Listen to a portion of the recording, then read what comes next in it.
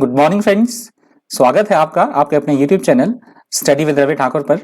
चलिए आज के द हिंदू एडिटोरियल वोकैबुलरी की शुरुआत करते हैं। आज की वोकैबुलरी का पहला वर्ड है स्लेंडर। स्लेंडर यहाँ पे एडजेक्टिव की तरह यूज हुआ है। इसका मतलब होता है किसी चीज की जितनी आवश्यकता हो उससे कम होना या वो नाकाफी होना, पर्याप्त ना होना, उसको बोला जाता है स्लेंडर। स्मॉलर इन अमाउंट और size than you would like, that is called slender. Next word है बैटर्ड। बैटर्ड यहाँ पे एडजेक्टिव की तरह यूज हुआ है। इसका मतलब होता है क्षतिग्रस्त होना, किसी चीज का टूटी फूटी हुई होना, वो चीज, उसको बोला जाता है battered. Something that is battered is old and in poor condition because it has been used a lot, that is called battered. Next word है पैराडॉक्स। पैराडॉक्स यहाँ पे नाउन की तरह यूज हुआ है। इसका मतलब होता है विरोधाभास की स्थिति होना। कोई दो पर्सन है या कोई दो समूह है, उनके विचारों का आपस में ना मिलना, उनके आपस में विरोधाभास की स्थिति होना या अंतर विरोध होना उनके व्यूज में, विचारों में, क्वालिटीज में, गुणों में उनके, तो उसको बोला जाता है paradox. You describe a situation as a paradox when it involves two or more facts or qualities that seem to contradict each other, that is called paradox. अगला शब्द है ट्रेल ब्लेजर। ट्रेल ब्लेजर यहाँ पे noun की तरह use हुआ है। इसका मतलब होता है किसी भी क्षेत्र में अग्रणी रहना या किसी का मार्गदर्शक होना, लीड करना चीजों को, उसको बोला जाता है trail blazer. A person who is the first to discover something or do something and so make it possible for other people to follow, that is called trail blazer. अगला शब्द है डिवॉइड। डिवॉइड यहाँ पे adjective की तरह use हुआ है। इसका मतलब होता है किसी चीज से विहीन होना, रहित होना, किसी चीज की कमी होना अपने पास, वो कोई चीज ना होना अपने पास, तो उसको बोला जाता है डिवॉइड।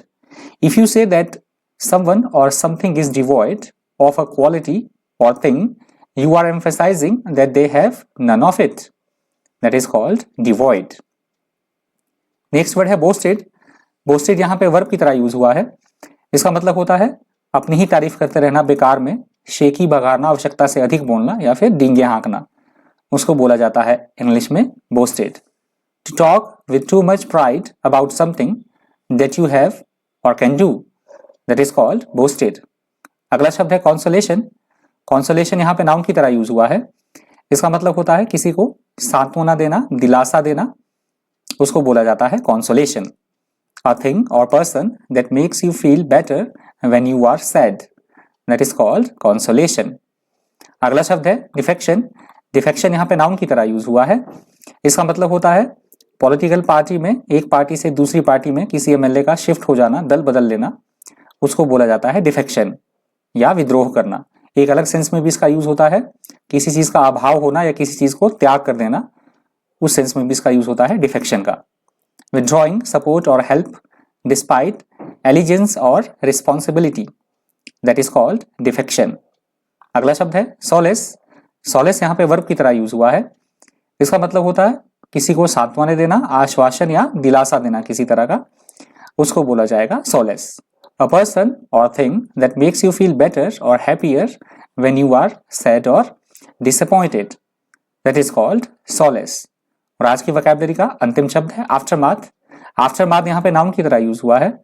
इसका मतलब होता है कोई इंपॉर्टेंट इवेंट है, कोई घटना है, उसके बाद का परिणाम होना या कोई अप्रिय घटना है, वो घट जाती है, उसके बाद का जो डिसीजन, जो परिणाम होता है, उसको बोला जाता है आफ्टरमाथ।